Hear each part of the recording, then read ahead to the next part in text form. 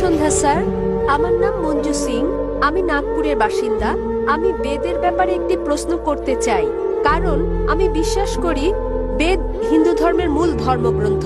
তাই আমি জানতে চাই, আপনি বিভিন্ন ধর্মগ্রন্থের অভিন্ন দিকগুলো তুলে ধরছেন, যা অন্যান্য ধর্মগ্রন্থে একই রকম, কিন্তু কেন আপনি অমুসলিমদের কাছে সেসব দিকগুলো তুলে ধরছেন না, যেগুলো পরস্পর সাংঘর্ষিক কিংবা যেগুলো পরস্পর বিপরীত?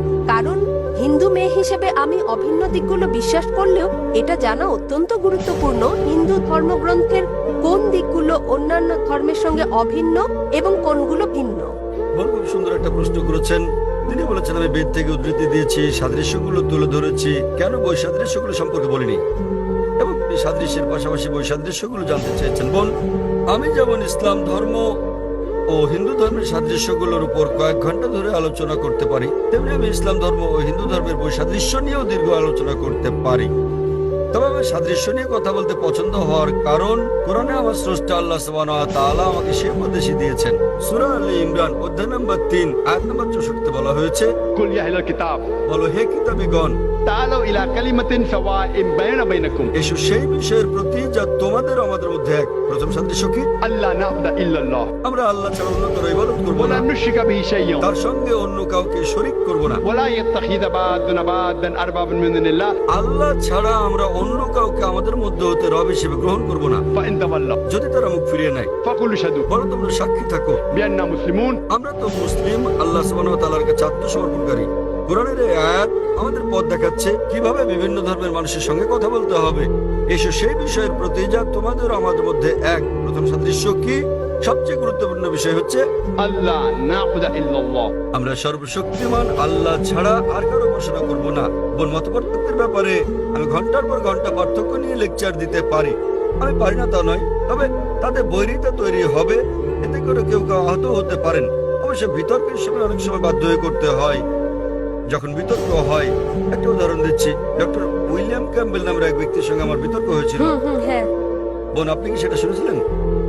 হ্যাঁ, আমি ভিডিও দেখেছি। হ্যাঁ, সেই বিতর্কের বিষয় ছিল ইসলাম ধর্ম ও খ্রিস্টান ধর্মের মধ্যে বৈসাদৃশ্য।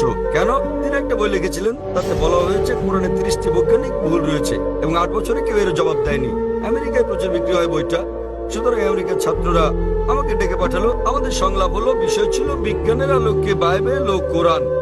কোরআনের বিরুদ্ধে তার যেসব আপত্তি ছিল আমি সবগুলো জবাব দিলাম।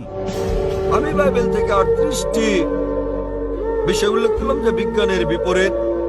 তিনি এর একটির জবাব দিতে পারলেন না। তাই এই বিতর্কে আমাকে এই কাজটা করতে হয়েছিল। যদি কোনো হিন্দু পণ্ডিতের সঙ্গে আমার বিতর্ক হয়, যদি তিনি বলেন বেদ পুরোপুরি বৈজ্ঞানিক, তখন অবৈজ্ঞানিক কথাগুলো আমি বলতে পারি। তবে যদি আমি বৈসাদৃশ্য নিয়ে কথা বলি, হতে পারে তখন আপনি মনক্ষুণ্ণ হবেন। সেজন্য যদি আপনি আরো গভীরে যেতে চান, তাহলে IRF এর কাছে প্রশ্ন রাখতে পারেন। আমরা আপনাকে সব রকম তথ্য দেব। তবে জনসমক্ষে নিতান্ত বাধ্য না হলে ব্যক্তিগতভাবে আমি বৈপরীত্য নিয়ে আলোচনা করতে চাই না। তার মানে এই না যে আমরা সচেতন নই। তবে সাদৃশ্যগুলো জানা থাকলে যে আপনাদের বলছি, আসলে আমরা অভিন্ন বিষয়গুলো অনুসরণের ব্যাপারে একমত হই। তাই আমি জনসাধারণকে বলি, যেগুলো একই বেদে, বাইবেলে, কোরআনে, যাতে সবাই একমত হয় যে অন্তত একটা গ্রন্থ ঈশ্বরের বাণী। হিন্দুরা বলবে বেদ ঈশ্বরের বাণী, খ্রিস্টানরা বলবে বাইবেল ঈশ্বরের বাণী, মুসলিমরা বলবে কোরআন আল্লাহর বাণী। আমি তাদেরকে একটি কথা বলি যা সবাই মেনে নেবেন। আসুন আমরা মেনে নেই যে বিষয়গুলোতে মিল রয়েছে। সুতরাং যখন আমরা অভিন্ন বিষয়গুলো দেখি, বেদ, বাইবেল, ইহুদিদের ধর্মগ্রন্থ, তালমুদ, কোরআনে, সবগুলো ধর্মগ্রন্থে বলা হয়েছে ঈশ্বর এক।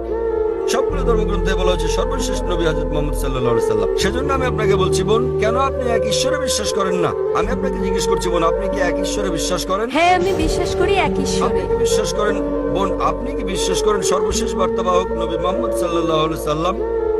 ঠিক এই কারণে আমি আপনাকে প্রশ্ন করেছি, কারণ কোরআন ও বেদ বোঝা খুবই কঠিন এবং আমি দ্বিধাগ্রস্ত। কোন ধর্মগ্রন্থটি ঈশ্বরকে পাওয়ার জন্য আমার জন্য অধিক গুরুত্বপূর্ণ?